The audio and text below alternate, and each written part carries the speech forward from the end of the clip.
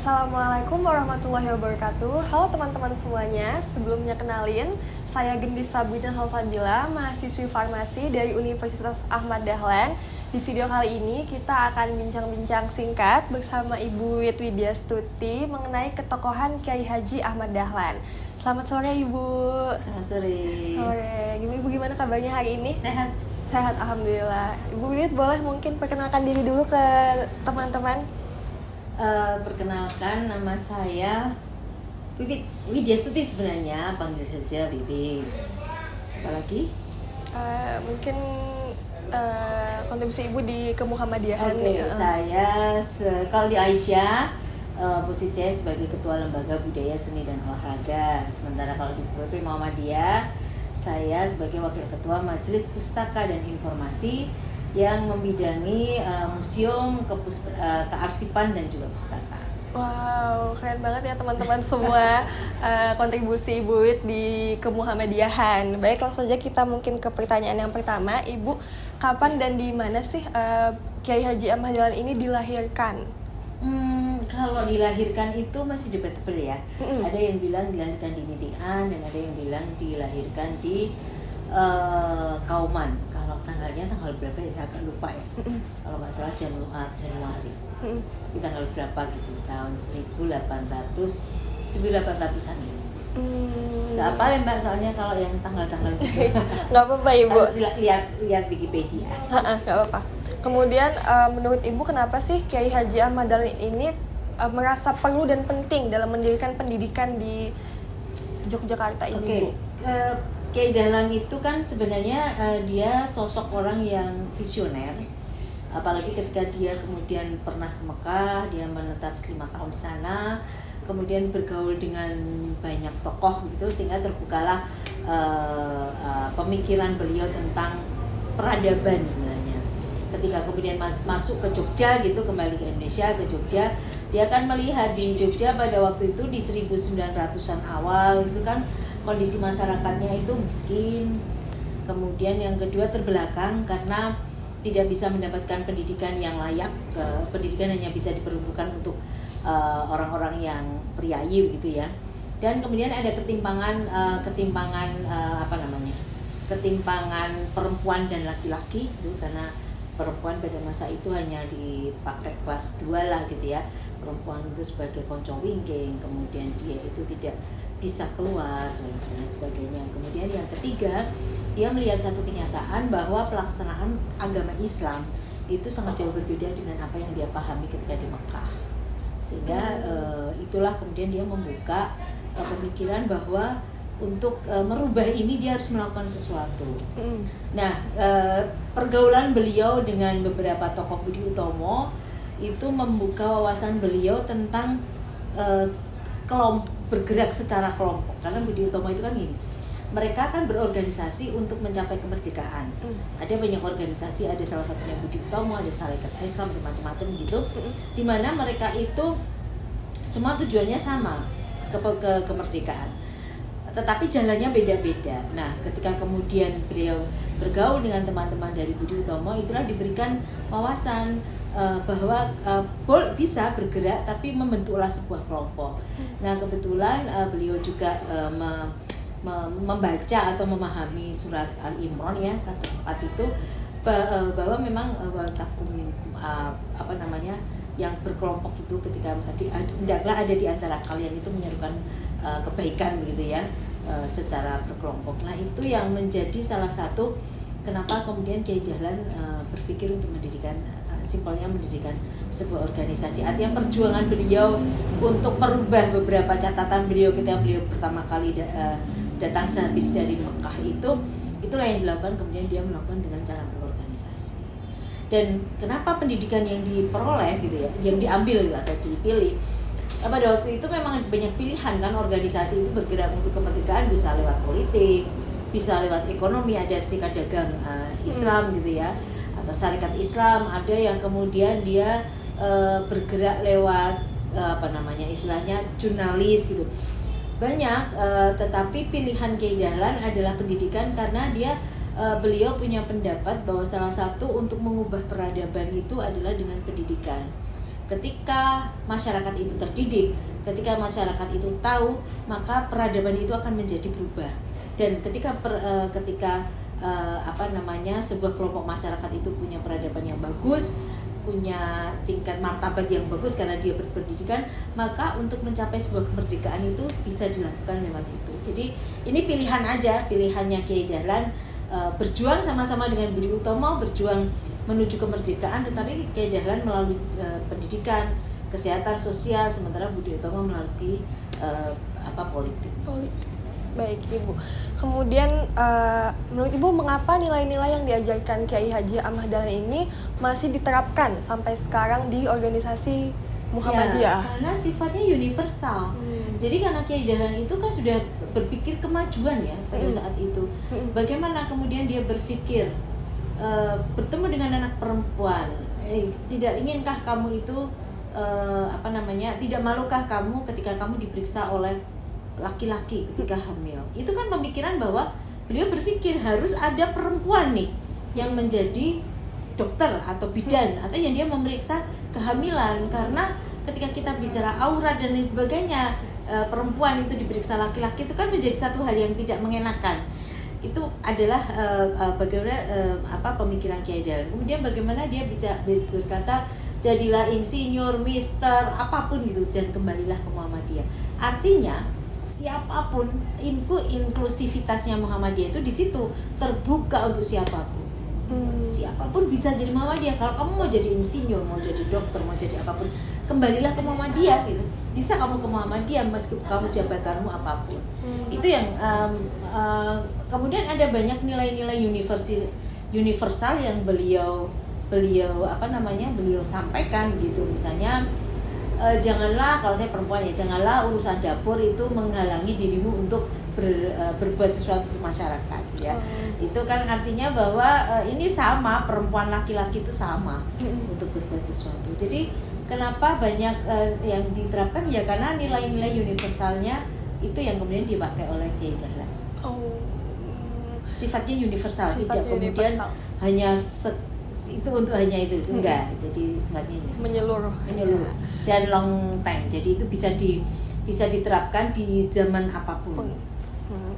Kemudian Bu, kan organisasi Muhammadiyah bisa sebesar sekarang tentu tidak mudah kan. Apa sih tantangan-tantangan yang besar dan sulit mungkin bagi Kiai Haji Ahmad Dahlan untuk mendirikan organisasi ini?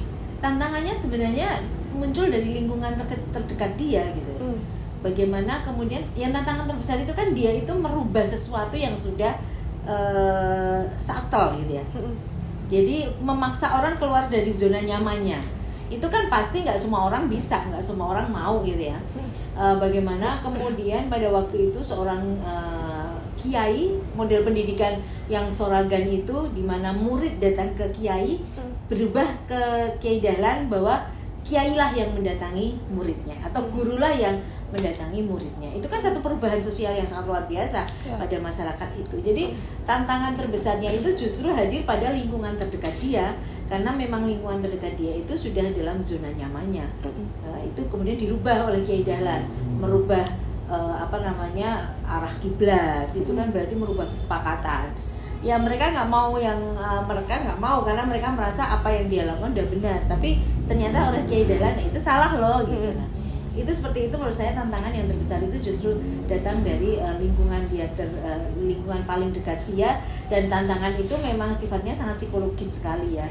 Bagaimana kemudian beliau sempat mutung gitu ya bahasanya, mutung karena langgarnya dibakar, sehingga dia merasa aduh aku udah nggak ada gunanya dari sini, aku berjuang mencoba untuk lari, tapi kemudian bisa disadarkan oleh kakak iparnya gitu ya. Oke, kamu tetap harus di sini, harus tetap berjuang, aku biayai. Nah, mulai saat itu kan beliau mulai semangat. Artinya tantangan-tantangan itu ya dihadapin aja.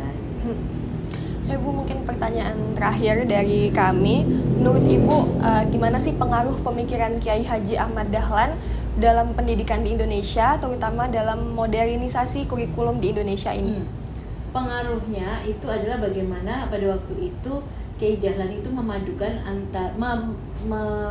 menilai betapa pentingnya ilmu yang bersifat ilmiah begitu dengan ilmu yang keagamaan yang lebih pada persoalan karakter, persoalan pemikiran dan lain sebagainya. Nah itu menurut saya itu yang paling paling bagus itu ya, paling modern gitu untuk kemudian, karena di sekolah-sekolah Muhammadiyah itu selalu memadukan itu.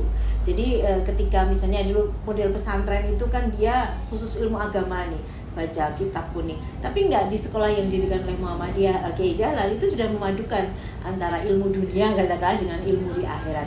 Nah karena menurut Kiai Dahlan kita di dunia itu juga harus bergerak. Nah salah satu bergeraknya itu lewat ilmu itu, tapi di akhirat kita harus mempersiapkan juga ya, gitu kan, sama dengan pesan Rasulullah ya, carilah harta seolah-olah kamu akan hidup 1000 tahun selamanya, tapi carilah akhiratmu seolah-olah kamu tuh mati besok gitu. Nah ini kemudian dipadukan. Kemudian yang kedua, model yang modernisasi ini, yang model perubahan ini adalah model ini perubahan bagaimana kalau dulu sebelum Kiai Dahlan mengembangkan pendidikan di Muhammadiyah di Indonesia atau di Jogja gitu ya, seorang, ya tadi saya katakan, seorang murid itu akan mendatangi kiai.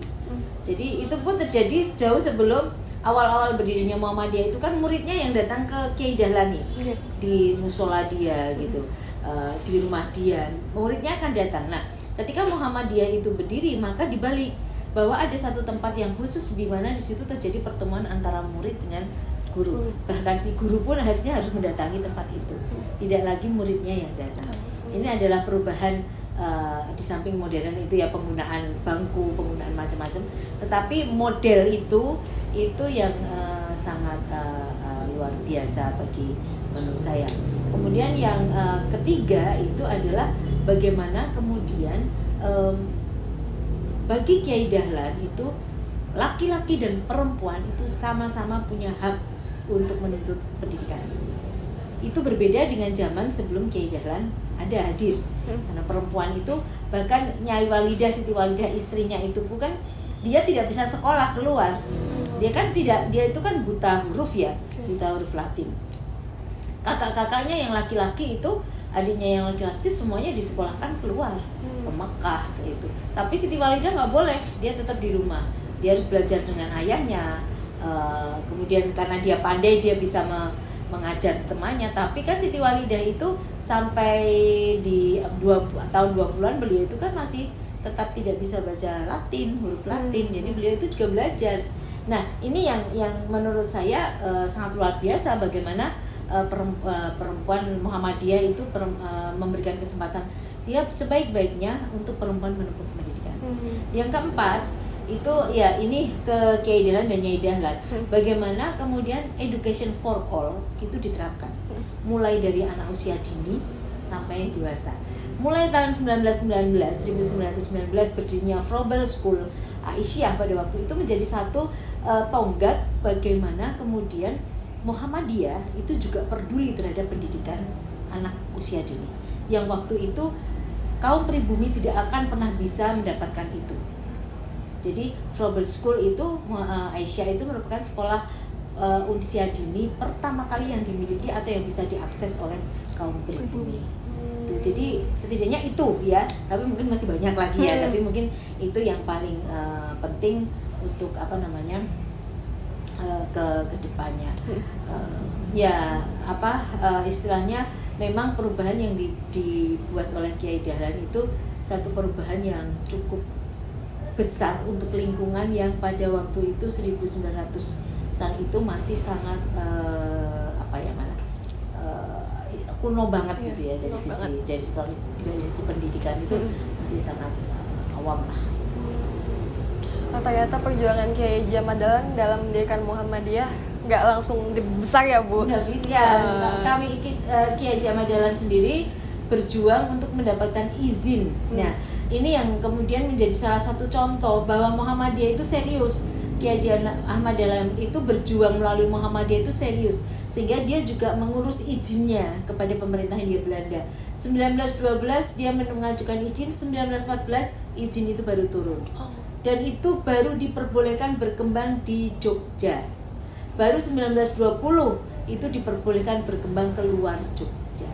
Nah, Ini yang perjuangannya seperti itu. Jadi mendapatkan pengakuan Belanda pun, pengakuan negara pada waktu itu, Muhammadiyah juga bukan perjuangan yang ringan bagi seorang Kiai Dahlan. Tapi Kiai Dahlan tetap konsisten. Nah, ini kan untuk Muhammadiyah juga, makanya Muhammadiyah itu kan dikenal dengan organisasi yang rapih ketika bergerak. Kenapa bergerak itu harus ada koordinasi, kalau tidak ya namanya tidak bergerak, tidak bergerombol gitu ya.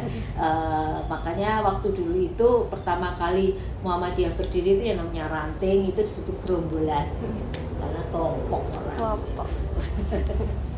Ternyata beliau sangat visioner terhadap memikirkan organisasi hingga sebesar sekarang. Bahkan banyak banget ya Bu sekarang univ-univ Muhammadiyah dan melahirkan orang-orang hebat dari Universitas Muhammadiyah. Terima kasih Ibu Wit atas waktunya ngobrol-ngobrol santai tentang Kiai Haji Ahmad Dahlan. Terima kasih teman-teman sudah menyaksikan video ini. Semoga Ibu Wit selain ini makin sukses, sehat selalu, amin. Terima kasih atas waktunya Ibu. Sukses selalu ya kalian ya. Amin Ibu. Terus bisa mengambil value nilai-nilai visionernya Ahmad Dahlan maupun penerusnya. Ya saya katakan ketika tahun sebelum kemerdekaan pun yang namanya tahun 35 itu Muhammadiyah itu sudah berpikir untuk bisa mendirikan organisasi atau mengembangkan organisasi ini di dunia internasional. Bayangkan 1935 itu merdeka aja belum, tapi Muhammadiyah sudah visionernya saya mau ke depan. Tahun 1040-an gitu, belum merdeka juga, Muhammadiyah sudah mulai berpikir tentang bagaimana bisa menyekolahkan anak-anak Muhammadiyah itu ke luar negeri. Sangat luar biasa, menyekolahkan loh ya, itu beasiswa itu sudah jauh difikirkan Muhammadiyah jauh sebelum kemerdekaan. Kita sebagai generasi muda harus tetap semangat ya Bu ya. Apalagi masih kuliah semester baru kayak saya gini Bu. Harus tetap semangat. Oke, sekian video dari kami. Kurang lebihnya mohon maaf. Wassalamualaikum warahmatullahi wabarakatuh. Waalaikumsalam.